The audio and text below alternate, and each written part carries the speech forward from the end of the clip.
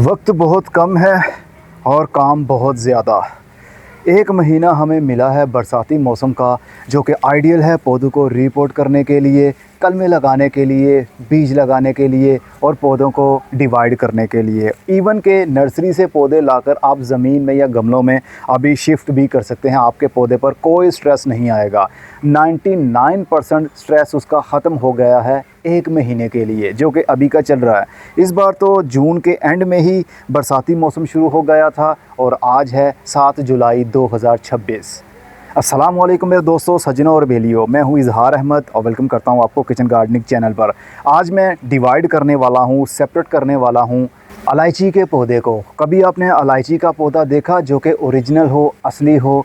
तो जनाब ये है असली इलायची का पौधा, जो कि देखने पर ऐसे लग रहा है जैसे कि ये मकई के पौधे हों, लेकिन ये मकई नहीं, ये असली इलायची है जो कि बुशी अंदाज में पौधा ग्रोथ करता है। जो नर्सरी पर आपको मिलते हैं ना, छोटे छोटे से पत्तों वाला पौधा, और नर्सरी वाले अक्सर उसको कहते हैं ये इलायची का ही पौधा है। इतने झूठ बोलते हैं कि वो मानने को ये तैयार ही नहीं होते कि ये असली इलायची का पौधा नहीं है। उनकी नज़र में और उनके जहन में वही इलायची का पौधा होता है, जिसके छोटे छोटे से पत्ते होते हैं और उसको छोटा छोटा सा फल भी बनता है, लेकिन वो दरख्त बन जाता है। लेकिन असली इलायची के पत्ते लंबे लंबे होंगे, इसकी टहनियाँ नहीं बनेंगी और ये दरख्त नहीं बनेगा। ये ऐसे ही बुशी अंदाज से ग्रोथ करता रहेगा। तो आज इसको हम डिवाइड करने वाले हैं और साथ साथ मैं आपको इसकी केयर के बारे में बताता भी रहूँगा कि इसको फल लगेगा तो कैसे लगेगा और कब लगेगा और क्यों नहीं लगता, और लगाने के लिए क्या करना चाहिए। तो ये है जनाब असली इलायची का पौधा। इसका रूट बॉल हम बाहर निकाल लेते हैं। ये एक गमले में कितने ज़्यादा पौधे अब बन चुके हैं, तो इसको निकाल कर हम अलग करना चाहते हैं। मिट्टी के गमले के अंदर लगा हुआ था, जो कि तकरीबन 10 इंच का गमला है, जिसको नर्सरी वाले 12 इंच का गमला कहते हैं। और इसका रूट बॉल देखिए कितना खूबसूरत है। नीचे से इसकी जड़ें देखिए ब्राउन हो रही हैं, इसका मतलब कि इसकी जड़ें बाउंड हो चुकी हैं। अगर हम इसको वक्त पर रीपोर्ट या फिर सेपरेट या फिर बड़े गमले में या ज़मीन में नहीं लगाएंगे तो फिर ये सारी जड़ें ही ब्राउन हो जाएंगी और पौधा खाना नहीं बना पाएगा। पौधा खाना बनाता है बारीक जड़ों से, जो कि बिल्कुल सफ़ेद सफ़ेद सी धागे की तरह की जड़ होती है, वही खाना बनाकर पौधे को देती है। जो मोटी जड़ होती है ये पौधा अपनी पकड़ बनाने के लिए डेवलप करता है। तो छोटी जड़ अगर ब्राउन हो गई तो फिर पौधे की ग्रोथ रुक जाएगी। तो लास्ट वीडियो में हमने देखा था कि पीस लिली के पौधों को हमने कैसे सेपरेट करना है। उसकी अपडेट इंशाल्लाह 2 दिन के बाद जब मैं गार्डन ओवरव्यू पर वीडियो बनाऊंगा तो उसमें आपको सब पौधे दिखाऊंगा कितनी अच्छी माशाल्लाह उनकी ग्रोथ रही। 1% भी उनके ऊपर स्ट्रेस नहीं आया। तो ये राइट टाइम है, वक्त ज़ाया मत कीजिए। जो भी पौधा आपने रीपोर्ट करना है, शिफ्ट करना है, डिवाइड करना है, इस बरसाती मौसम में आप कर सकते हैं। तो रीपोर्ट करने का आसान तरीका, मतलब सेपरेट करने का, वो यही है कि इसको उठाइए और पटकिए। मेरी नज़र में इससे आसान तरीका और कोई नहीं। वो चीज़ें भूल जाइए कि टूल की मदद से हम थोड़ी थोड़ी करके मिट्टी हटाएंगे। बिल्कुल देसी तरीके से आपको बताऊंगा, और ये देसी तरीके बहुत काम के होते हैं अगर कोई समझे तो।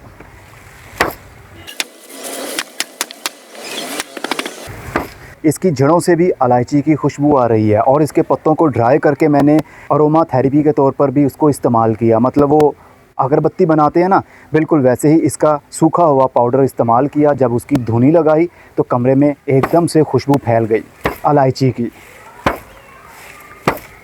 इसके पत्तों का कावा भी बनाया जाता है, चाहे वो नए पत्ते हों, चाहे वो सूखे हुए सब्ज़ पत्ते हों। ये पौधा बिल्कुल अदरक की तरह ग्रोथ करता है। जिस तरह अदरक के राइज़ोन बन जाते हैं मिट्टी में, वैसे ही इसके राइज़ोन भी मिट्टी के अंदर बनते हैं। तो मिट्टी मैंने हटा दी है जहाँ तक पॉसिबल हो सका, और अब हम बिल्कुल वैसे ही जैसा कि अदरक को अलग करते हैं ना, तो इसी तरह हम इसको भी अलग करेंगे। बस बरसाती मौसम में पौधों को डिवाइड या रीपोर्ट करते वक्त एक चीज़ का ख्याल रखना है आपने कि जड़ें कम से कम टूटे पौधे की। अगर ज़्यादा जड़ें टूट जाएंगी तो बरसाती मौसम है, जब हम पानी देंगे या फिर रीपोर्ट करने के बाद बारिश आ गई वहाँ पर, तो फिर मिट्टी ज़्यादा गीली हो जाएगी, तो जहाँ से कटी हुई जड़ होगी वो गलने के चांसेस बढ़ जाएंगे। इस तरह हमारा पौधा कामयाब नहीं हो पाएगा और वो सड़ जाएगा यहाँ से, इस हिस्से से। इसलिए कम से कम जड़ें आपकी कटनी चाहिए ताकि आपका पौधा नई जगह पर जाने के बाद ज़्यादा पानी मिलने की वजह से भी स्ट्रेस में ना आए। तो हमारा ये एक इलायची का पौधा आ गया, एक यहाँ से भी नया शूट निकल रहा था। ये रूट एरिया से बहुत जल्दी डेवलप होते हैं, बिल्कुल अदरक की तरह। अगर आप इलायची का पौधा कामयाबी के साथ उगाना चाहते हैं तो फिर आपको कुछ बातों का ख्याल रखना पड़ेगा। वो ये कि हम इलायची का पौधा क्यों घर में लगाते हैं कि हम इससे इलायची ले पाएंगे, लेकिन इतना भी आसान नहीं होता हर शहर में इलायची का पौधा उग जाना। अगर इलायची का पौधा इतनी आसानी से उग कर हमें फल भी देने लगे, फिर इलायची इतनी महंगी क्यों मिलती है हमें? ये ज़रा कॉमन सेंस की बात कर रहा हूँ मैं। इसलिए इलायची का पौधा ख़रीदने से पहले माइंड में ये ज़रूर रखा करें कि हो सकता है कि हमारे एरिया में इसको फ्लावरिंग और फ्रूटिंग नहीं होगी। इसकी फ्रूटिंग होने के लिए ठंडक की ज़रूरत है और थोड़ी नमी की ज़रूरत है। आजकल 55% ह्यूमिडिटी है हवा में, यानी नमी का तनासुब 55% है, जो कि इस पौधे के लिए बहुत ही आइडियल माना जाएगा। लेकिन गर्मी इतनी ज़्यादा है, 40 डिग्री के करीब यहाँ का टेम्परेचर बन जाता है छत पर। लेकिन इलायची के पौधे पर फल लाने के लिए कम से कम 20 डिग्री से 22 डिग्री का टेम्परेचर चाहिए और 55% से ज़्यादा ह्यूमिडिटी चाहिए।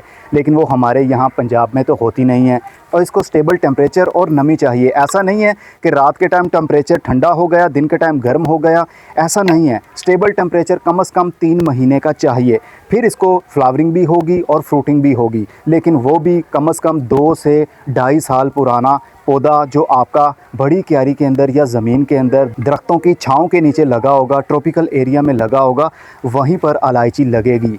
इसको कोई खाद दें या ना दें, ये पौधा ऐसे ही ग्रोथ करता जाएगा, क्योंकि इसने सिर्फ पत्ते निकालने होते हैं और हमारे यहाँ तो इसको फल लगता ही नहीं है। पहाड़ी इलाके जहाँ पर नमी, रेन फॉरेस्ट एरिया बना रहे, वहाँ पर ही इसको अच्छे से फ्लावरिंग और फ्रूटिंग हो पाती है। तो चलिए इसी तरह मैं राइज़ोन को तोड़ कर अलग अलग पौधे बना लेता हूँ। मैं एक सिंगल पौधा नहीं लगाना चाहता, मैं थोड़ा ज़्यादा पौधे लगाऊंगा। मतलब कम से कम एक गमले के अंदर 2 राइज़ोन तो जाएं, लेकिन इसकी जड़ भी साथ में होनी चाहिए। चलिए इतने पौधे काफ़ी हैं। ये जो एक बंडल है ये दोबारा उसी गमले के अंदर, उसी मिट्टी के अंदर जाएगा जिस गमले में से हमने इसको निकाला। ये एज अ मदर प्लांट काम करेगा। इसकी नीचे वाली जड़ें हम तोड़ देते हैं, क्योंकि काफ़ी सारे जो पौधे हमने डिवाइड किए हैं उनकी जड़ें वैसे ही कट चुकी हैं, तो इनको भी हम निकाल कर अलग कर देते हैं। पहले इसी मदर प्लांट को उसी गमले के अंदर लगा देते हैं। कोई स्पेशल सॉइल नहीं, कोई स्पेशल खाद नहीं। बरसाती मौसम एक ऐसा आइडियल मौसम होता है कि हम किसी भी टाइप की मिट्टी के अंदर पौधे की कलम या फिर बीज या फिर पौधों को डिवाइड करें, उसी मिट्टी में इन महीनों में ग्रोथ बहुत अच्छी रहेगी। लेकिन ये बरसाती मौसम सिर्फ 1 महीने के लिए आता है। 15 अगस्त के बाद में हीट ज़्यादा बढ़ने लगती है और फिर मौसम खुश्क होने लगता है, बारिशें कम होने लगती हैं, जिसकी वजह से हवा में नमी कम हो जाती है। तो नमी कम हो गई तो समझ आइएगा फिर पौधे की ग्रोथ नहीं हो पाएगी सही तरीके से। सिंगापुर, थाईलैंड, इस तरह के एरियाज़ में नमी तकरीबन बनी रहती है पूरा साल। इसीलिए तो रंग बिरंगे खूबसूरत इंडोर पौधे, फल वाले पौधे आपको वहाँ पर उनकी वीडियोस में देखने पर मिलते हैं। और हमारी भी ख्वाहिश होती है कि हमारे पास भी ये हो, लेकिन हमारे क्लाइमेट के हिसाब से वो पौधा सही से सेटल नहीं हो पाता। यहाँ गर्मी हो तो बहुत ज़्यादा गर्मी होती है, भड़ास हो तो 1 महीने के लिए भड़ास आती है, और जब ठंड हो तो बहुत ज़्यादा सर्दी हो जाती है। इसलिए हर पौधा नहीं चल पाता। चलिए ये हमारा एक मदर प्लांट हो गया दोबारा से उसी गमले के अंदर। और अब जिसको हमने डिवाइड किया है, जो अलग किए हैं, उनको भी देख लेते हैं कैसे हमने शिफ्ट करना है और कितने पौधे बने हैं। तो ये रहे वो पौधे। ये काफ़ी ज़्यादा पौधे हैं, इनको मैं गमलों के अंदर लगा कर देखता हूँ कि हम गमले के अंदर कितने कितने पौधे लगा दें। मैं वैसे एक गमले के अंदर 2-2 पौधे शिफ्ट करने वाला हूँ। ये 2 पौधे जड़ समेत मिट्टी के नीचे गमले में, और इसके ऊपर हम मिट्टी डाल देंगे। ये 3 पौधे हैं, एक छोटा सा शूट यहाँ से भी निकल रहा है। ये मिट्टी नहीं है, ये राइस हस्क ऐश है, काली राख है, और इसमें थोड़ी सी कोकोपीट भी मिक्स है। खाली मिट्टी के अंदर ज़्यादा वज़न बढ़ जाता है, इसलिए इस तरह की मिट्टी मैं इस्तेमाल करता हूँ अपने पौधों के लिए। अब शिफ्ट करने के फ़ौरन बाद में हम पानी दे देंगे ताकि ये पौधे स्ट्रेस में ना जाएं। अगर स्ट्रेस में चले भी जाएं तो आजकल का मौसम बहुत आइडियल है, 24 घंटे के अंदर या 48 घंटे के अंदर ये सेटल हो जाएंगे। इनके पत्ते स्ट्रेस की वजह से बंद होने लगते हैं, जैसा कि ये बंद हो रहा है पत्ता, लेकिन ये आने वाले 1 हफ़्ते के अंदर फिर से खिल जाएंगे और नए पत्ते निकलना शुरू हो जाएंगे। इसी तरह मैं सारे पौधों को शिफ्ट कर लेता हूँ। तो जनाब एक पौधे से मैंने 8 और पौधे भी बना दिए, इनको पानी भी दे दिया। किसी में मैंने 2 पौधे लगा दिए हैं क्योंकि इनके ऊपर पत्ते नहीं थे, लेकिन इनकी रूट्स और राइजोन ज़िंदा है। और किसी में मैंने एक पौधा लगाया है क्योंकि ये पौधा काफ़ी बड़ा था और आहिस्ता आहिस्ता मिट्टी के अंदर से और भी राइजोन फूट पड़ेंगे और उनमें से इस तरह के शूट्स निकलने लगेंगे। मेरे हाथ महक गए हैं, मैंने धोया भी, लेकिन फिर भी खुशबू आ रही है इलायची की। और जो मदर प्लांट था उसको फिर से मैंने पानी देकर ठंडा कर दिया। अब इसकी ठंडक इसके बच्चों के लिए मज़ीद अच्छी हो जाएगी और ये जल्दी से फिर से डिवाइड होना शुरू हो जाएंगे। तो कितना आसानी से ये ग्रोथ करता है पौधा, लेकिन उतना ही महंगा भी है। हर नर्सरी पर आपको इलायची का असली पौधा नहीं मिलेगा और जहाँ से मिलेगा वहाँ का रेट भी बहुत ही अच्छा होगा, मतलब महंगा। मेरा मकसद आपको डराना नहीं होता, मेरा मकसद आपको इन्फॉर्मेशन देना है कि आप बहुत आसानी के साथ लगा सकते हैं। एक महंगा पौधा मैंने भी ख़रीदा था जो कि तकरीबन 2 साल से ये मेरे पास है। पिछले साल भी मैंने इसको इसी तरह डिवाइड किया, इस साल भी इसी तरह डिवाइड किया मदर प्लांट को, जो कि वो तो आहिस्ता आहिस्ता मुरझा जाता है ना, लेकिन साथ में जो ये छोटे छोटे से पप्स निकल रहे होते हैं ये फ्यूचर में मोटे तने बन जाएंगे और इनके साइडों से भी छोटे छोटे से पप्स मिट्टी में से बाहर निकलना शुरू हो जाएंगे। तो एक पौधे से आप कई हज़ार पौधे बना सकते हैं। जितनी ज़्यादा स्पेस देंगे उतने ज़्यादा ये डिवाइड होंगे।